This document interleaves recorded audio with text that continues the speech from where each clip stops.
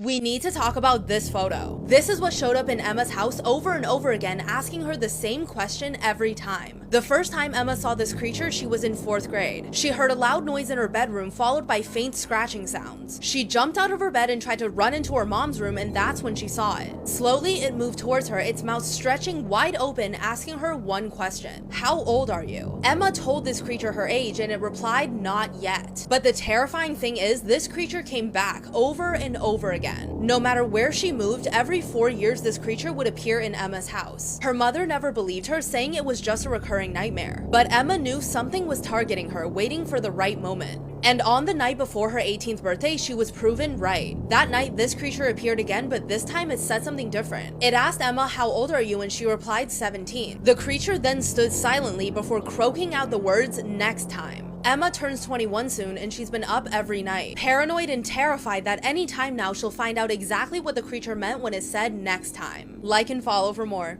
This is by far one of the worst ways somebody has ever died, and whatever you do, don't look up the picture.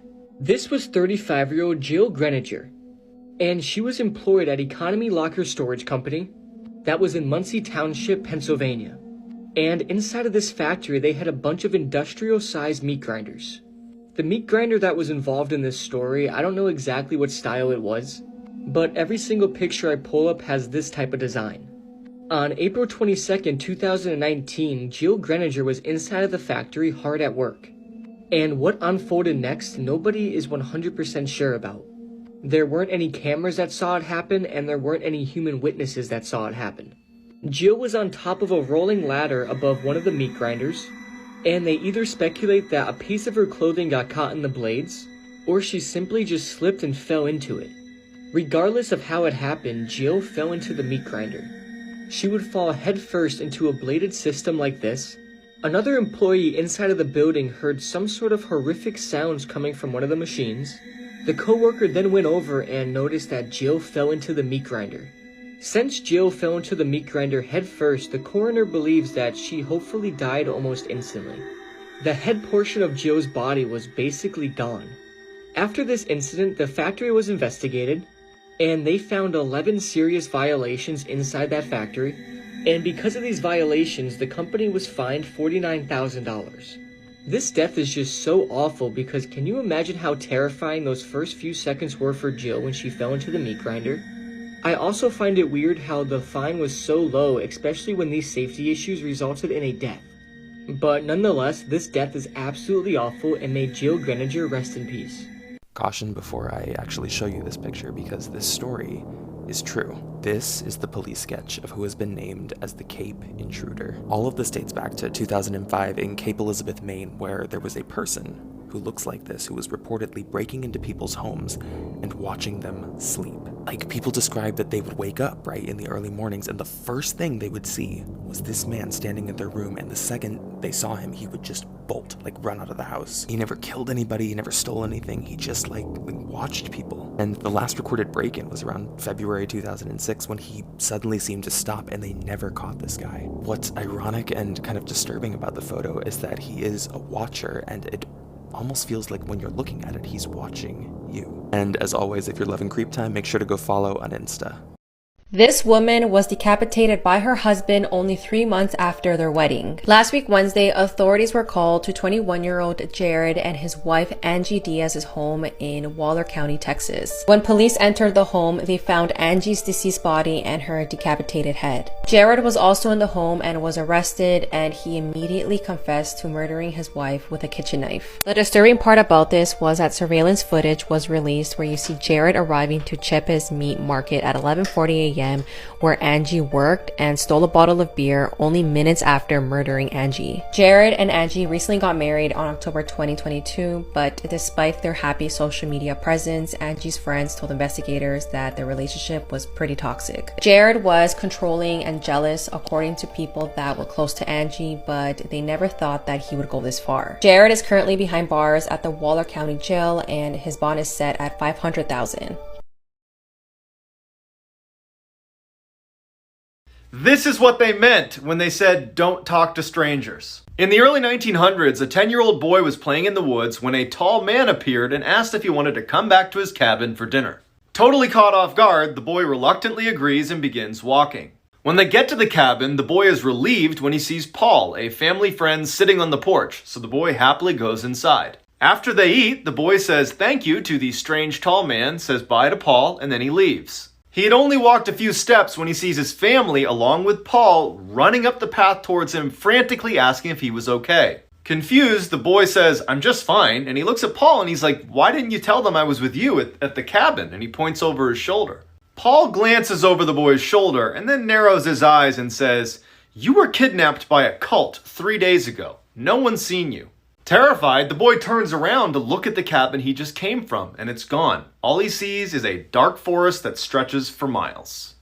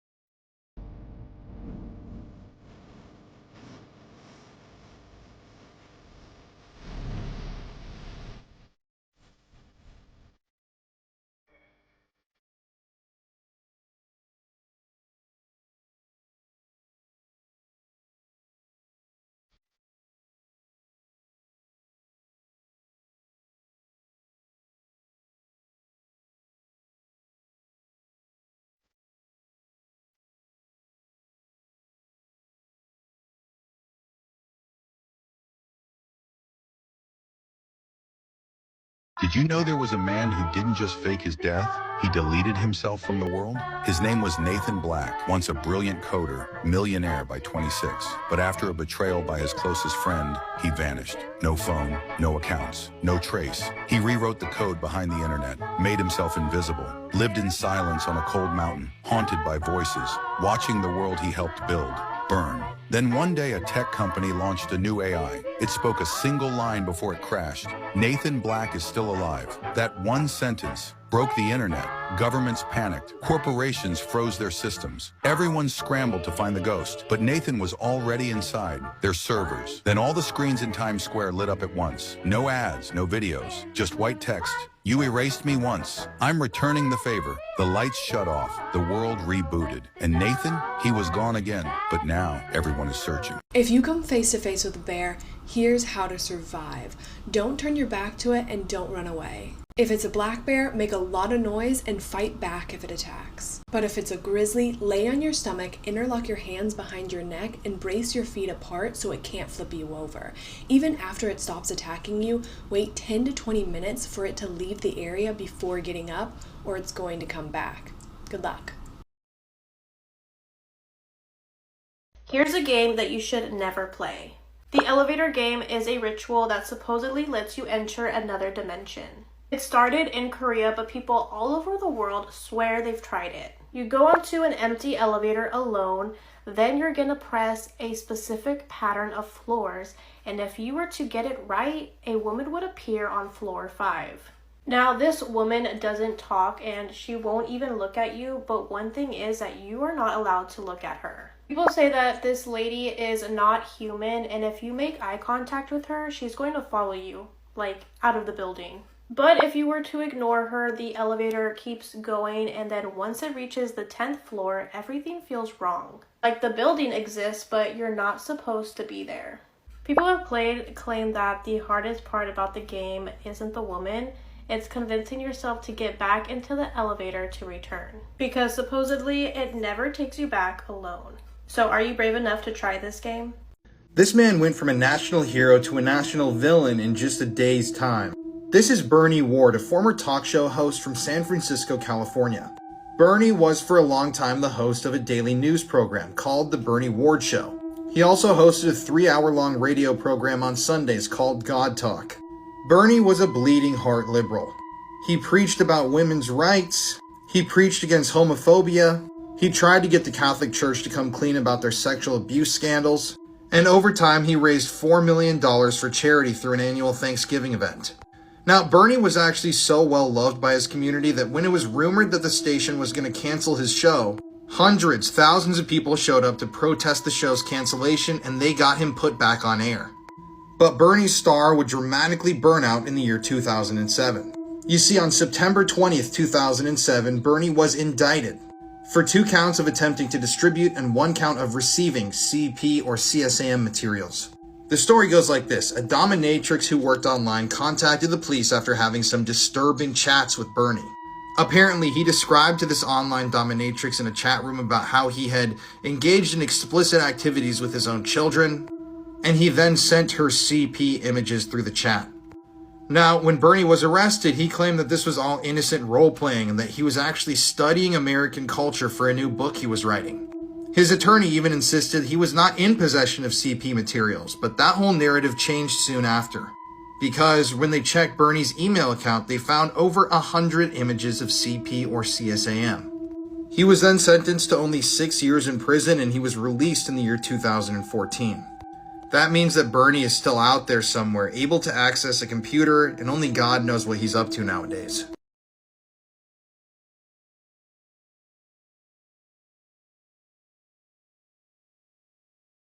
The scariest haunted house in the world is called McCamey Manor, and now it has multiple locations, but it began in San Diego, California, in Russ McCamey's own home. If you can get all the way through the house, you'll get $20,000, but nobody has ever finished it. But before you can even think of going, you have to be 21 years old, complete a sports physical, pass a drug test, provide proof of medical insurance, be screened via phone, and sign a 40-page waiver. You also have to watch a 2-hour video called And Then There Were None, which features footage of visitors quitting before the end of the experience. The only way visitors can leave is by uttering the phrase, "You really don't want to do this." And all that sounds like it would scare people away, but there's currently a waiting list of over 24,000 people. Creepiest video of a serial killer. You murdered your own son? Yes, I did. Why did you do that?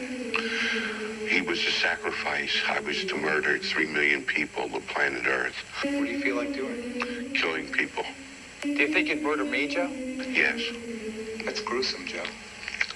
That's horrible. Yes, it is. You don't blame me if I say I hope you never get out of this place. I hope I never do either.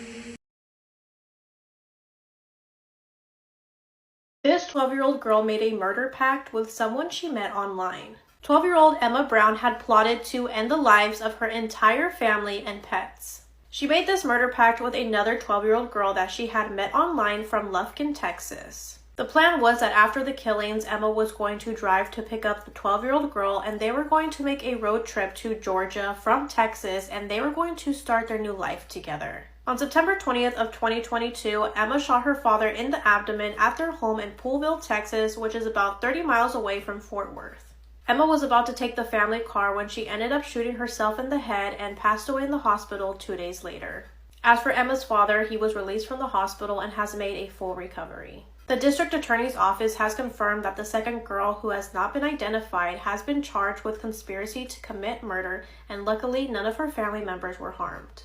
This is your reminder that if you do have children, to make sure to monitor who they are talking to, because scary enough, stuff like this can actually happen. This is why you should never perform the Man in the Fields ritual. People say if you complete it, you will be granted peace for the rest of your life. But once you begin, the Man in the Fields begins with you. Before sunset, you need to find yourself an isolated house. You can use your own, but you need to have at least one field nearby. A backyard also works, but open space is key. He needs room to wait. The next step is that you need to prepare the house. And this is because he can use reflections to jump space. This means covering every single mirror one by one. You then have to go around and unplug every single electronic. Anything that could connect you to the outside world needs to be shut off. Then you need to lock every single door and window from the inside. These are your only barriers between you and him. Then you need to light a single candle. And this candle will be your only light for the entire night. You can't use flashlights, you can't use lamps, just this one single flame. If this flame goes out, you are in trouble. Now it's time to stand at your back door and look out at the field. At exactly 1 minute before sunset, you need to speak out loud. I'm aware of your presence. presence, and I welcome you into my home. Don't look away from the field. Don't blink for too long. You might see movement, but you might not. But whether you see him or not, he is here now. Now you've invited him in, and he will test you hour by hour. Here are the rules. Every hour, on the hour, you must walk through the entire home and physically check all the doors, all the windows, and any entry points that could have allowed him in. You must actually touch them and whisper, "Locked, safe."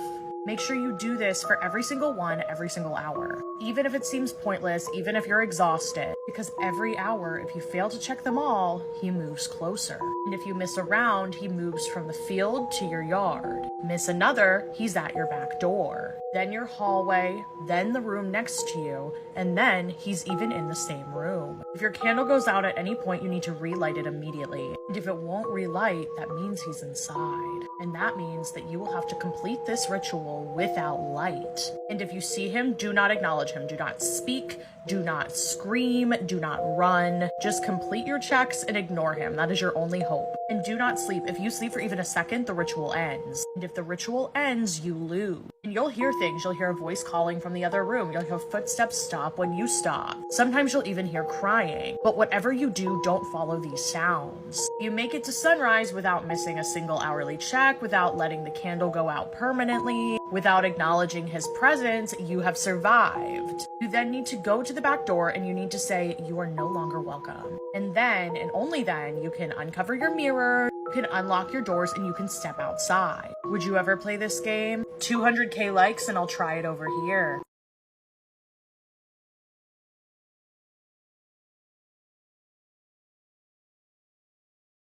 Another true crime story of how they were caught. In Lubbock, Texas, a man noticed a suitcase while working at the landfill. He decided to open it up and saw a body in the fetal position. She appeared to be badly bruised and beaten, and she had a tattoo of the name Summer on her ankle. Police would determine the cause of death was asphyxiation, and they found through fingerprint records her name was Summer Lee Baldwin. The suitcase did not contain fingerprints, but police were able to find a tag and contact the manufacturing company, who said that this suitcase was only sold in Walmart stores. The UPC on the bag tracked to a specific Walmart store, which showed a man at about 3 a.m. on the day of the crime purchasing the bag along with some latex gloves. Credit card was used in the purchase, which came back to a man named Rocindo Rodriguez.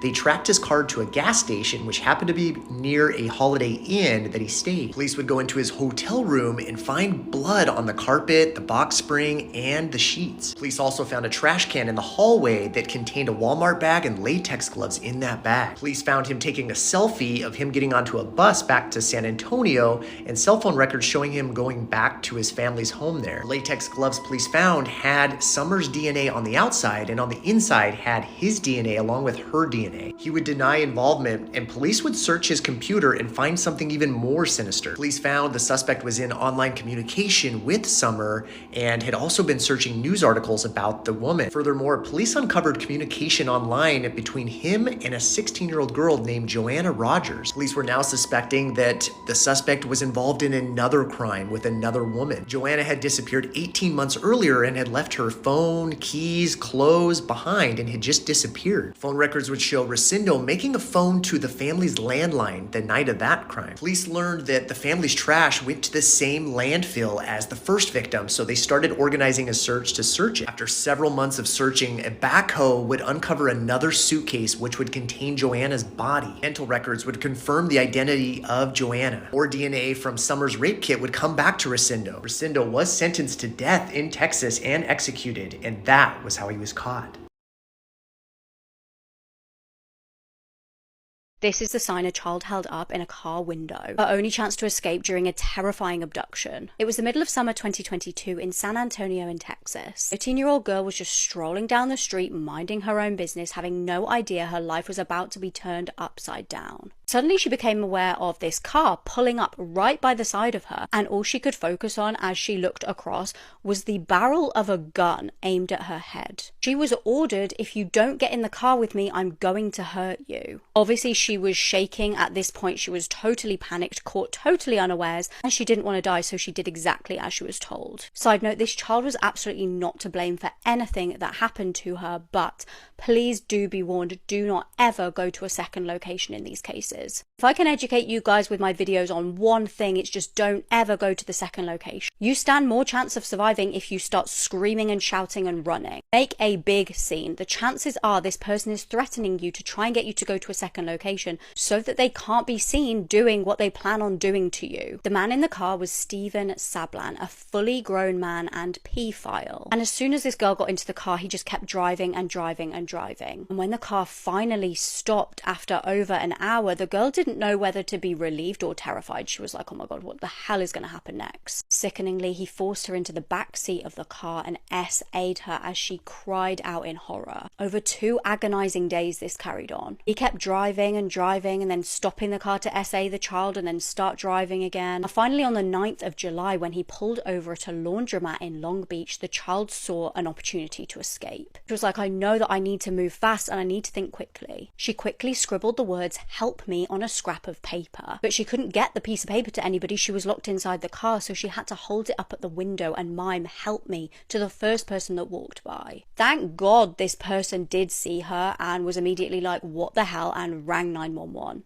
Officers raced to the scene, arrested Stephen, and thankfully found the missing child. Her poor parents had been absolutely worried sick, and when they found out what their child had been through, they were just absolutely horrified. Inside the car, officers found handcuffs, a BB gun, and a knife. Now, Stephen did plead guilty to this crime. I mean, he'd literally been caught red-handed, but infuriatingly, he was already known to the police. He'd been convicted twice of robbery with a deadly weapon. He's now been sentenced to 35 years behind bars. I mean, that poor child will be left with so much trauma, but just thank God she was found alive. It was a somewhat happy ending. This is the case of 15-year-old Leah Anderson and how it's believed that she was murdered by someone she knew. Leah Anderson was born on November 24th, 1999 in a town called Thompson, which is in northern Manitoba, Canada. She was born to her parents, Sally and Gilbert, and she had 2 sisters and a brother. Now, she and her family were a part of the Cree community, and the Cree community is one of the largest indigenous groups in North America. Now, Leah and her siblings did have a difficult upbringing. When she was just 6 years old, her father Gilbert was actually murdered. We don't really know the details of his death. What we do know is that his killers were caught and prosecuted. Father's death was really difficult on the family, and it was especially difficult on Sally, the wife. She struggled to deal with the grief, and as a result, she fell into addiction. And from there, Leah and her siblings were put into the foster care system. For the next 2 years, Leah and her siblings would move around from different foster homes, and in 2005, when Leah was 8 years old, her Aunt Myra and her Uncle Wayne gained custody of all 4 children and moved them to a community called God's Lakes Narrow, which is an indigenous reserve for God's Lake First Nation. Leah and her siblings were so happy about this. No longer had to be in the foster care system. You know, they were going to be with their aunt and uncle, and they also really liked God's Lake Narrows. Everyone in this community belonged to the Cree community, and it was a really isolated town of only about 1,300 people. It was pretty secluded from the rest of the world, and there were basically only 2 ways into the community. Either fly in, or during the winter time, you would have to go in through an ice road. For those that don't know, an ice road is a human-made road that is built on frozen rivers or lakes. On Friday, January 4th, 2013, 15-year-old Leah Anderson was on winter break. At the time, the roads to God's Lake Narrows were actually closed, meaning that there really was no way for people to get in or out of the town. That day, Leah had made plans to go meet up with her friends at the local ice rink, and they were going to go play hockey, skate around, and just hang out. Around 7:30 p.m., Leah grabbed her bag, packed her ice skates, and told her aunt that she was leaving. Aunt reminded her to be home by her curfew, and then she walked out the door. Now, about 20 to 25 minutes later, one of Leah's friends shows up to her house and knocks on the door. Leah's Uncle Wayne answers, and the friend says, "Do you know where Leah is?" And the uncle said, "You're not with her? She just left about 20 minutes ago to go to the ice rink. Like, you didn't see her on the way here?" Friend said, "No, I was at the ice rink waiting for her, but she never showed up, so I came here to look for her, and I didn't see her on the way here." Sometime later, Leah's boyfriend, Max, also stopped by the house looking for her, but Leah still wasn't home. Stopped by again later that night after Leah's curfew, and this is when the family started to worry. I mean, Leah would never miss her curfew, so if she wasn't at the ice rink, she wasn't with her boyfriend, she wasn't with her friends, where was she? Leah never came home that night, but the family figured that maybe she had gone to sleep at a friend's house and had forgotten to call them. However, the next morning on Saturday, Leah still hadn't shown up, and this is when the family knew that something was wrong. The family, along with other members of the community, started a search party to look for Leah, but there was no signs of her. Next day, on Sunday, it was snowing very hard, and there were still no signs of Leah. However, at around 10 a.m., police received a call stating that someone had found a body. Okay, more in part 2.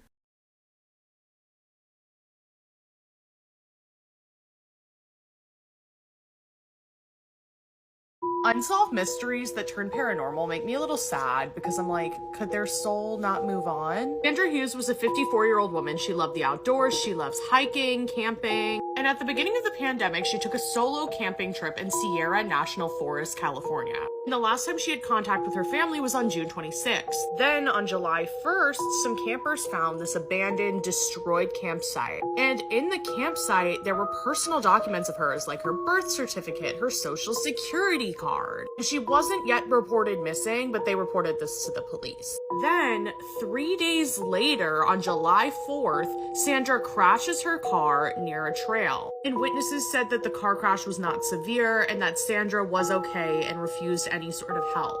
And that she actually ended up walking into the woods barefoot and alone and was not seen by the authorities again. After the crash, 2 more campers saw her looking disoriented and bruised. They tried to help her, but she ignored them and walked deeper into the forest. And that's when everyone launched this massive search for her. There were dogs, helicopters, yet somehow no one could find her. They had found her camping supplies 2.5 miles from the crash site. And then a month later, 2 hunters spotted her near the crash site again. But this time she was thinner and she was leaning against a tree and she made eye contact with them but said nothing. So every time people are seeing her, she's looking worse and worse. It gets even crazier though. So a wildfire swept through the area in September of 2020. And this wildfire probably destroyed any evidence of what could have happened to her. However, her car from the crash that had happened back in July was still there because she never got it towed. So they eventually removed the car, but the car was still there. It was untouched. Clearly something happened to her because she needs her car. Now here's where things get a little paranormal. The next year, so July 2021, there was a 3-year-old boy and he was camping with his family in Shut-Eye Park, which is near everything,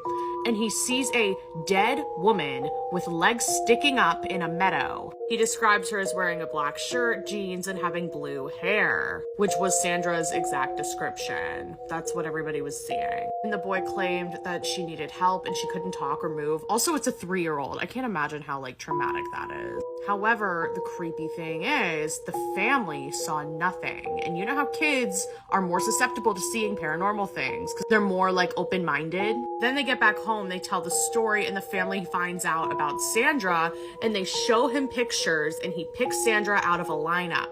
He's like, that's the dead girl I saw.